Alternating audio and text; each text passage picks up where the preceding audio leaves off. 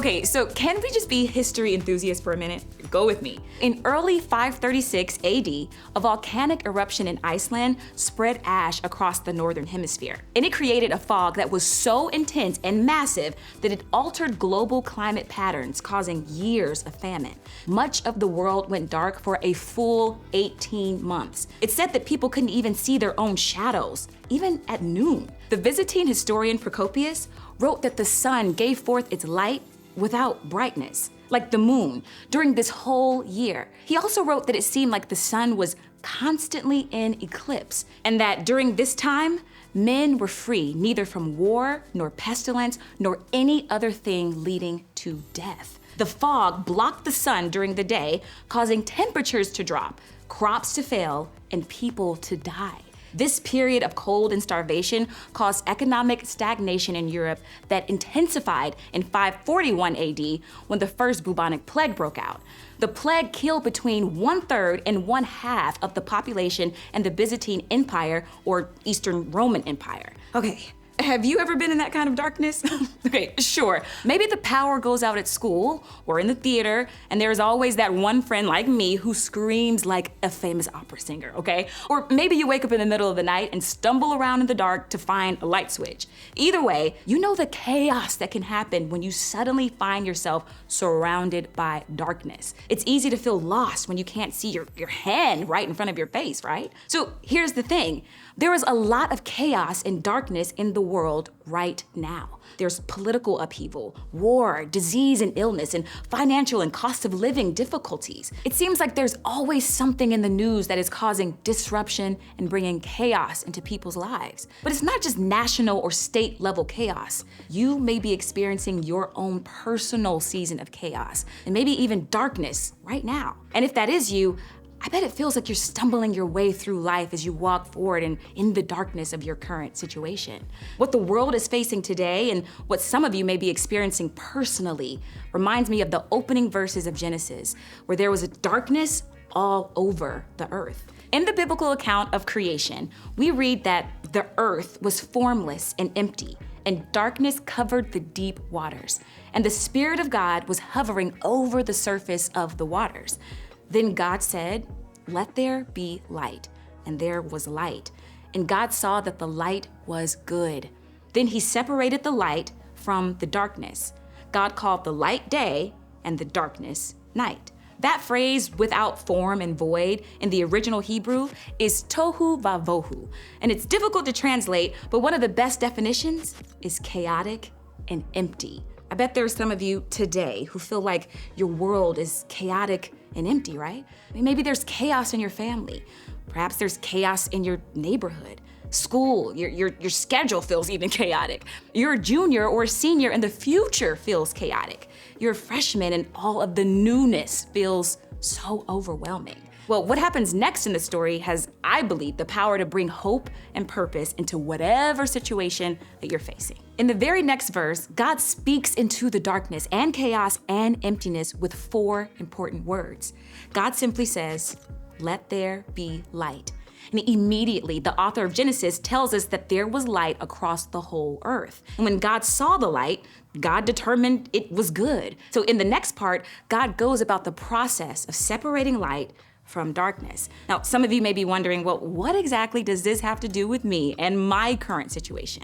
Well, despite this being a Hebrew poem written thousands of years ago, I believe that it can bring hope into your situation today. So let me explain. First, the Hebrew word that we translate as light in this verse is the word or, which is made up of 3 ancient Hebrew letters, Aleph, Vav, and Resh. These letters have an ancient root which means to bring order to chaos. So when God declared, "Let there be light" in the creation story, God didn't just shine a light into the darkness. God brought order to chaos. So think back to the last time you woke up in the middle of the night and were stumbling around trying to find your phone or a light switch. I bet you were taking small, uncertain steps and reaching out to stop from bumping into things and hurting yourself, right? But as soon as you switched the light on, suddenly you could see every step in front of you and you could walk around confidently. Order was brought to your chaos. Second, as we discussed last week, the mechanism that God uses to bring light into the darkness and the chaos of the world today is you. God uses all of us to bring order and peace and light into the world around us. God uses you to bring order to the people who are in need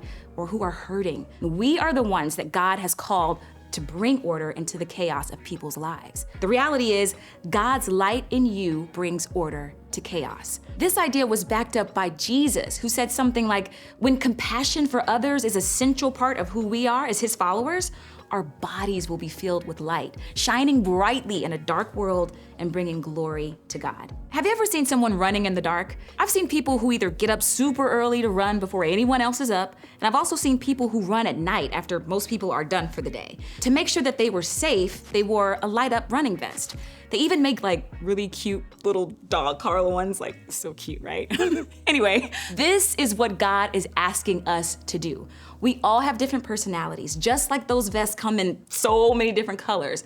But the point is still the same, to light up the darkness, to carry a light with us. You see, for all of the darkness and chaos in the world, it's the followers of Jesus who have the opportunity to bring order to chaos and to shine a light into the darkness. Jesus said it himself. When you follow his example in the way you live, then your whole life will be radiant as though a floodlight were filling you with light. So to apply this simple idea, let me challenge you to ask yourself a few really important questions. First, who in your immediate sphere of influence seems as if their life is in chaos? It really isn't that difficult to notice when someone's world is spiraling into chaos. Maybe it's so obvious that you already know who or what.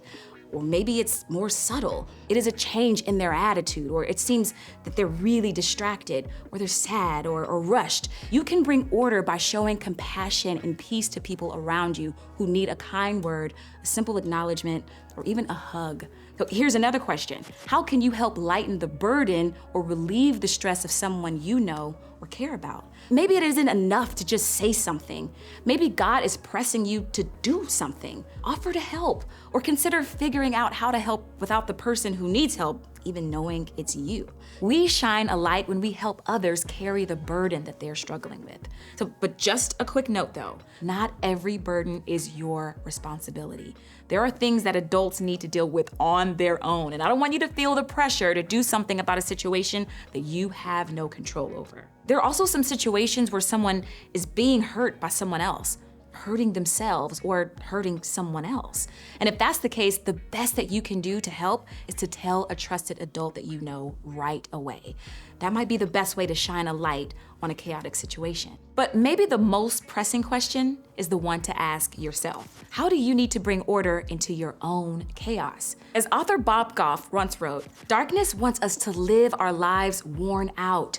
Rest is holy. Maybe the order that you need to bring to your chaos right now is to find some time to simply rest. So many of us feel like we can barely catch our breath in between all the school, family, work, and social pressure that we have. It impacts us physically, mentally, and emotionally by creating chaos in almost every aspect of our lives. God's light in you brings order to chaos. And if we want to bring order to other people's chaos, to shine a light into their darkness, we have to first bring order to our own situation. And one of the best ways to do that is to get some rest. When we have order in our own lives, we're in a better position to help bring order to the chaos in other people's lives. Imagine if God can shine light into the chaos other people are experiencing. Imagine if God uses you to help relieve some of the chaos around you. And imagine if you were able to get some rest and that brought some level of order to the chaos that you even face. This is just what God does. It's what God has been doing from the very beginning. God's light in you brings order to chaos. So when you head to groups, think about your answer to this question. Where do you see a need for God's light around you?